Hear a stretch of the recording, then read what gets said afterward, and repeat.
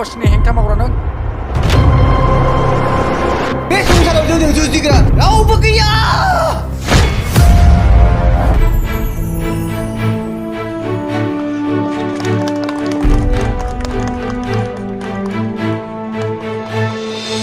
अन्थाइ बिखा सावथुनखौ मैया बेखेवबाय।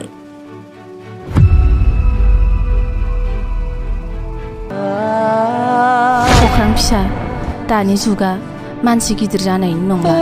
दानि जुगा कम्पिउटारनि जुग बादायलायनायनि। ओइ बोराय नोंखौ जोंनो नांगौ जानानै फैदों ओरैफोरबो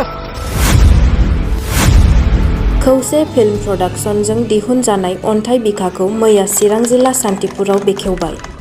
चिरां जिल्ला सान्तिपुर बाजाराव मैया मोनानि 8:30 रिंगायाव खौसे फिल्म प्रडाक्शनजों दिहुनजानाय अन्थाइ बिखाखौ चिरां जिल्ला बर' सावथुन आफादनि आफादगिरि मिजिं नार्जारिया बेखेवनानै होयो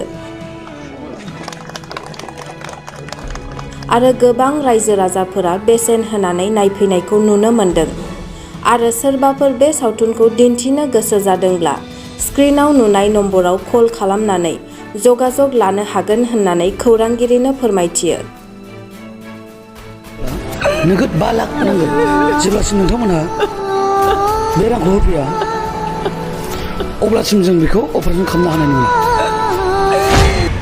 आच्चा गिबि जोंहा माखासे हटेल चेनेल नोंथांमोननिसिम जोंनि नैबे अन्थाइ बिखा फिल्म दिनैनि प्रिमियाम श' एबा रिलिजआव नुजाफैनो हानायनि थाखाय नोंथांमोनखौ गिबि साबायखर बावबाय।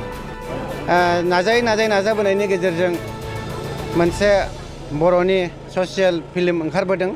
बे ओंखारनाय दिनै जोंहा प्रिमियाम श' हिसाबै जों लादों। बेवहाय जोंहा गोबां नाजानाय आरो खस्थ'नि गेजेरजों दिनै जोंनि बे फिल्मा फिथाइ थायबाय। मास मोनब्रै मोनबा जोङो शुटिं खालामनायनि गेजेरजों दिनैनि दिनाव जोङो दिहुनफैनो हाबाय। बेहाय खस्थ'आ मानसि हिसाबैथ' थागोन, देहासो नालाय, आरो बेवहाय जोंहा रांखान्थि खस्थ' दङ आरो समनि आंखाल दङ। दा बेफोरखौ गासैखौबो जथायनानै जोंनि नाजानायनि गेजेरजों जोङो दिनै सिनेमाखौ आबुं महर होबाय।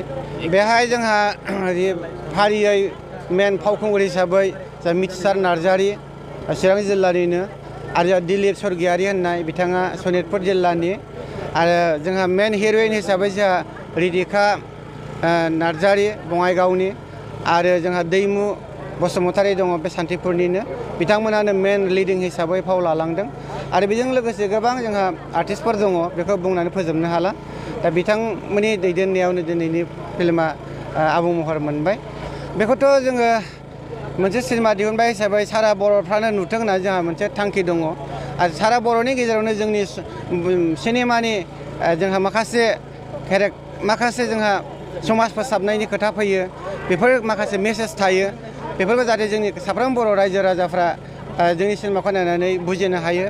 आरो जों आसा खालामदों साफ्रोमबो जोंनि हारिमु सिबियारि बर' रायजो राजा नोंथांमोनहा जोंनि नैबे अन्थाइ बिखा फिल्मखौ सारा आसामनि अनगायैबो गुबुन ओनसोलावबो जाहाथे नोंथांमोना लाङो, नोंथांमोना दिन्थिहोयो, बेखौ आङो खावलायदों सासे फावगिरि हिसाबै। जाहाथे नोंथांमोननि अननाय आरो मददजोंसो जोङो थांनानै थागोन आरो इयुनाव जोंनो बे माखासे फिल्मफोरबो दिहुनलांनो हानायनि जोंहा सुबिदाखौ जोङो मोनगोन।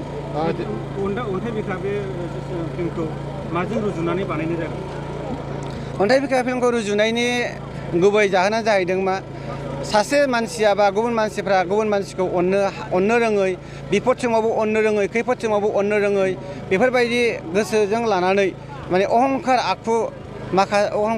आखुनि गेजेरजोंनो मानसिया इयुनाव जेराव बेसेबां खस्थ' मोनहैयो, बे खस्थ'नि फिथाइखौ जाय अहंखार बियो मोनहैदों। आरो जाय मानसिफ्रा अनजानो लुबैदोंमोन, गावनि बिपद समाव अनजानो लुबैदोंमोन, बेफोरखौ अननाय मोनि, बे केरेक्टारजों लांनानै बा बे लिंकजों लांनानैनो अन्थाइ बिखा फिल्मखौ बाहाय सुजुनाय जादों। जोंहा बिनि उनावनो जों आसामनि दाब जायगायाव जोङो गाहैगोन। गोबां कन्टेक्ट फैगासिनो दङ। जोंहा बिश्वकर्मानि उनाव दङ, बिश्वकर्मायाव दं, बिश्वकर्मानि सिगांफोर दङ। माने गोबां बिथांमोनहा जोंनि पस्टार आरो माखासे ट्रेलारफोरखौ नुनानै कन्टेक्ट खालामहरदों। बेनिखायनो आरो जाय बिथांमोनहाबो जोंनि सिनेमाखौ नायनो थाखाय गोसो जादों, बिथांमोनखौबो आं खावलायदों जाहाथे जोंनि सिनेमाखौ नोंथांमोनहाबो नायनानै जोंखौ आरोबाव इयुनाव सिनेमा दिहुनबावनो थाखाय थुलुंगा होयो। मा थांखि लानानै नोंसोर दुर्गा बे फुजानि सिगां नोंसोरो अपेनिं खालामनाय जादों? फुजानि सिगां अपेनिं खालामनायनि खारनानो बेनो, जोंहा मोनसे सिजोन थायो बर'नि सिनेमा नायनायनि मोनसे दिन आरो सिजन थायो मानोना जोंहा बर'नि गेजेराव सिनेमा हल गैया हिसाबै जों गामि ओनसोलावसो जोंनि बर' सिनेमाफोरखौ नायो आरो बेनो जोङो बिश्वकर्मानि सिगां एबा दिनै जों मानो रिलिज होदों बिनि थांखिया जाहैदों मा जों फुजा समफ्राव जों जाहाथे जों मार्केट मोनो बा जोङो रायजो राजाफ्रा जोंनिखौ अनसायनानै लाङो दुर्गा फुजा लोखि फुजा बिश्वकर्मा बिदिनो बहुत काति फुजा बेफोर समफ्राव जाहाथे रायजो राजाफ्रा जोंनि सिनेमाखौ लाङो बेनि थाखायनो जों गिबि आगु दिन हिसाबै जोङो दिनैहाय रिलिज खालामदों जोंथ' नायफैनायखौ आसा खालामदों सानाव जों मिथिनाय बायदिब्ला मैया दाख्लैनिफ्रायनो जों खबर मोनबाय थादों बे सान्तिपुर ओनसोलनि रायजो राजाफ्रा जायगायावनो जोनोम मोननाय हिसाबै बयबो लोब फैनानै जों नायफैगोन होननानै बिथांमोनहा बुंसोलायदों आरो दिनै फैगासिनो दङ जों आसा खालामदों जोंनि बे पेन्डेला जायगा थोनाय नङा थांखिया मानसिनाव जोबनो थाङा मोनसेनि उनाव मोनसे बारायलांबाय थायो दा बिनि गेजेरजोंबो जोङो जोंनि खौसे फिल्म प्रडाक्सना जिरायनानै थायाजासे मेङाजासे जोङो आरो दिहुनलांबाय थागोन बर'नि गेजेराव बर' समाजनि गेजेराव जों माखासे मोजां हाबा मावलांगोन आरो जोंनि ओनसोलाव जों माखासे मोजां आर्टिस्ट बिथांमोनखौ सोरजिलांनाय जा थांखिबो दङ सरकारखौथ' जों दिनैनिल' बाथ्रा नङा सिगां बोसोरनिफ्राय जों खावलायबाय थादोंमोन जाहाथे सरकारा जोंनि बर' सिनेमाया जाहाथे हल गैया हिसाबै जोंनि सिनेमा हल लुनानै होथों आरो सिनेमा हल लुनानै होयोब्ला जोंनि मोनफ्रोमबो बर' सिनेमाया माने थांनानै थागोन आरो माखासे आर्टिस्ट बिथांमोनाबो थांनानै थागोन बेहाय आर्टिस्टल' खोथा गैया मोनसे सिनेमाजों गोबां लिंक थायो बाहाय देंखोगिरि थायो बाहाय लिंक थायो बाहाय माखासे मेथाइ सुजुगिरिफोर लिंक थायो दामग्रा देग्राफोर लिंक थायो माखासे मिउजिक टेकनिशियानफोर लिंक थायो मेकआपमेन जेनेबा एडिटिं बेफोर गासैबो मिउजिशियान बेफोर गासैबो लिंक थाजोबो बेनिखायनो आं खावलायदोंसो सरकारखौ जाहाथे सरकारा जोंनो बर' सिनेमाखौ दिन्थिफुंनो थाखाय दाब मिनि सिनेमा हल दिहुननानै होयो आरो बेहाय जों आर्टिस्ट हिसाबै माखासे गावखौनो फसंथान हिसाबै थांनानै थानो हायो गावनि रोंगौथिखौ दिन्थिनो हायो आरो जोंनि माखासे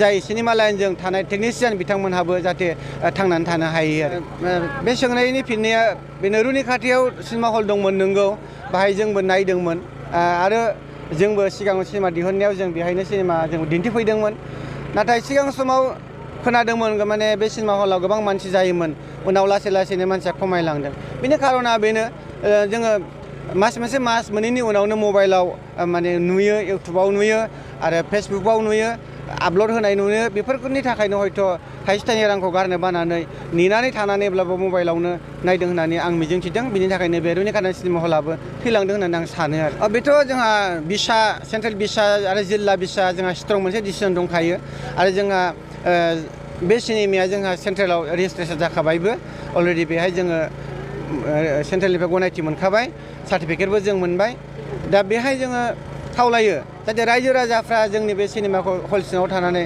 जाहाथे रावबो मबाइलजों खेबखुमाया आरो आपल'ड होआ जुदि आपल'ड होयोब्लानो जोंहा माखासे नायग्रा बिथांमोननिफ्राय जोंहा नायनायखौ जों मोना जायो बेनिखायनो अननानै जोङो माखासे जायफ्रा मबाइलजों खेबगोन बिथांमोना खेबा आरो बेखौथ' जों मिथिगौ जोंहा बिसिया स्ट्रं डिसिसन लायो बिथांखौ माखासे केसनिबो खोथा फैयो केसबो होयो आरो माखासे फाइनान्सियेल हेरेसमेन्ट एबा थाखाबो फोनांनाय जायो दा बेखौ जाहाथे नोंथांमोना खालामा आरो रायजो राजा नोंथांमोना थेंक इउ